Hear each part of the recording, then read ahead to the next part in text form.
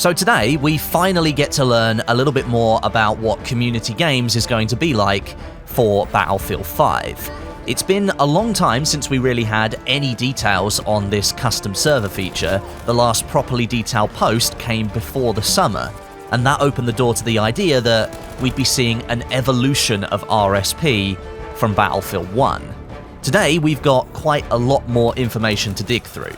And just for clarity, this information came out in a blog post earlier today, but I had access to the blog post about 4 hours before it went live via the Game Changers program. I'm going to go through all of the information first, and then I'll give my opinion at the end of the video. So then, first of all, what is community games designed to be? According to DICE, community games is designed for players who want to create their own experience within Battlefield 5. This could be anyone from a content creator such as myself, or a clan leader, or just a group of friends who want to play together in a certain bespoke style. Community games has been built to allow all players more agency and ownership within Battlefield 5 according to DICE. So if you're looking for a certain type of match, you're going to be able to more easily find that match, or if that's not available, then you can go ahead and create it. Servers created via the community games function, they're going to be found by using the custom filter system within the server browser. If you're someone who's created their own server, you'll be able to save the preset for that server for future use. It is worth noting that at this time, servers will spin up when they're configured, and then they'll close down when no players are left on the server. You'll be able to password protect your server if you'd like to limit the people who have access to it, and this could be really helpful if you want to run some kind of event on an invite-only basis. Kick and ban features will also be integrated into community games, allowing you to get rid of players who might not be following the rules or who might be cheating. You can get rid of those players if you need to. Okay, so that's the outline, but what is community games actually going to look like when it launches on December the 9th in just a few days' time? Well, DICE has given a list of features for the very first release, and they've stated that more features will be added moving into the new year. So, in this first release, you can expect the following. Create, delete, update, and name one or several server configurations. Choosing game size between 16, 32, or 64 players. Choose how many rounds the servers should play. Choose the game modes. Choose the maps in rotation. Create a password between 3 and 8 characters.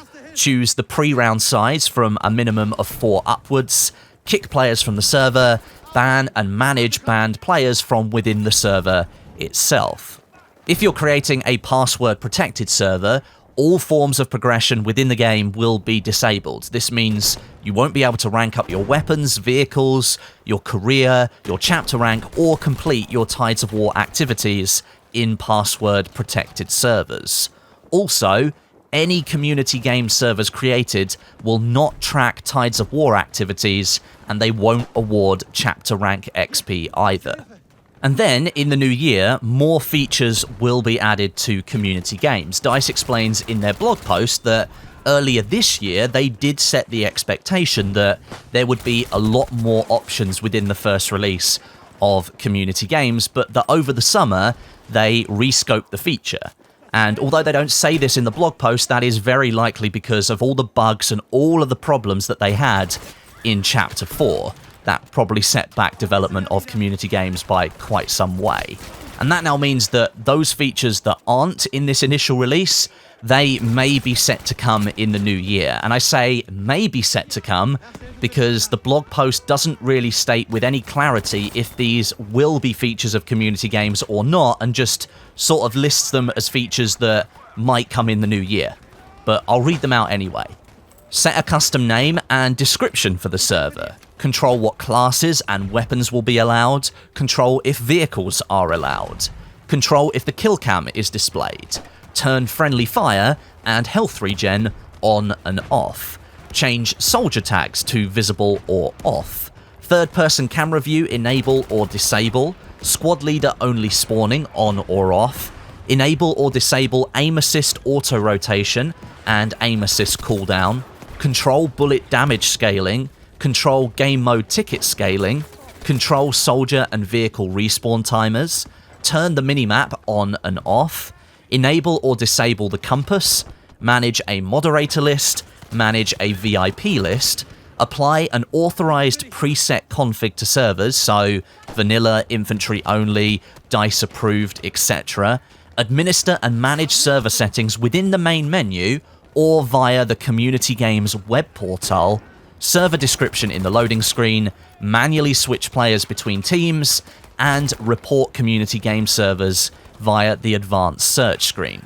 Those are the features that might be coming in the new year. The blog post doesn't state with 100% certainty that these things are going to happen, but the blog post does commit to future updates for Community Games. So it's likely lots of these things will happen, but DICE hasn't committed to any of those features that I just listed to you. The blog only confirms that there will be future updates for Community Games in the new year. Just wanted to make that clear for everybody. So that's all of the information out of the way for Community Games as it stands, so I'll now go ahead and give you my opinion here. I'm not 100% sure that DICE has gone about this system the right way. The core direction of this feature stated by DICE in the blog post is that Community Games is about sharing experiences with your friends. That's cool. That is the right direction. But it's only part of what made the previous rental server systems so fun and valuable. And it is still very much apparent that this is an evolution of the rental server program from previous games. That's what the very first blog post about this was before the summer. It is an evolution of the rental server program. Previously, communities within the Battlefield space, so clans and teams, they wanted the tools and the settings to create their own permanent home within the game, so that every time they joined, they could jump into a set of servers that have the gameplay experience that they like the most. With this Community Games feature, it doesn't appear, at least at first sight, to be targeted in that way, and it's more about creating temporary spaces within the game that a few friends can have an experience in until they log off.